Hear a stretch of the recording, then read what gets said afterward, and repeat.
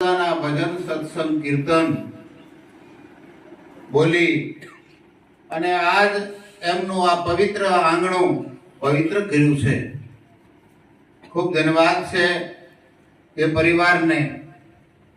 માટે આ જગતમાં જન્મ મળ્યો માનવ અવતાર, આત્મ રામ ઓળખ્યા નહીં તો એળે ગયો અવતાર. આત્મા વસ્તુ શું છે આ જગતમાં કે જે આ ઘટોઘટમાં જે વિલસેલું છે એ તત્વ, એને મહાપુરુષો આત્મ તત્વ તરીકે કહે છે, પણ આત્માને કંઈ કહી શકાય એવું નથી.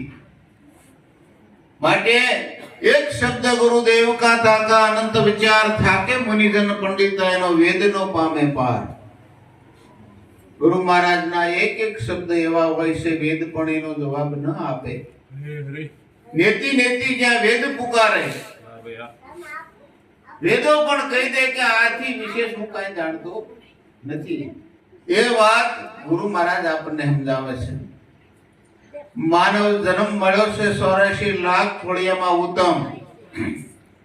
ઘણા ભાગ્ય ભેળા થાય, ઘણા પુણ્ય ભેળા થાય ત્યાં આવો માનવ અવતાર મળે છે. હમણાં જ વાણીમાં કીધું, આરે અવસરમાં જેને સદગુરુ સેવા. આ માનવ દેહ મળ્યો ને જે સદગુરુ શરણે નથી રહ્યા એને ફોગટ જન્મ ગુમાવ્યો છે. માટે ગીતાજીમાં ભગવાને કીધું છે કે હે અર્જુન, હું જપ વડે, તપ વડે, યજ્ઞ વડે, દાન વડે, હોમ વડે, હવન વડે હું મળું એવો નથી. જો મને મેળવવું હોય, મારું સ્વરૂપ જાણવું હોય તો કોક તત્વદર્શી સદગુરુના શરણે જઈ ખૂબ નમન વડે એને રીઝવી અને પછી એ મહાપુરુષ તમને સત્યનો ઉપદેશ કરશે. અને ગુરુ શરણે ગયા પછી ગુરુ મહારાજ આપણનું જીવન પવિત્ર બનાવશે. જીવન પવિત્ર ક્યારે બને કે ચોરી ન કરાય, દારૂ ન પીવાય, જુગાર ન રમાય, પરમાટી ન ખવાય, વ્યભિચાર ન કરાય, 5 પ્રતિજ્ઞાનું પાલન કરી તો આપણું જીવન પવિત્ર થાય.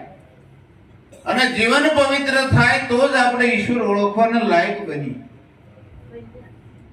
અને પછી સદગુરુ મહારાજ આપણને પોતાના નિજ સ્વરૂપની ઓળખાણ કરાવે છે કે તું ક્યાંથી આવ્યો છે આ દેહની અંદર, અને આ દેહમાં કોણ છે, અને દેહ પડે પછી તું ક્યાં જવાનો છે. એ ઘરની ગુરુ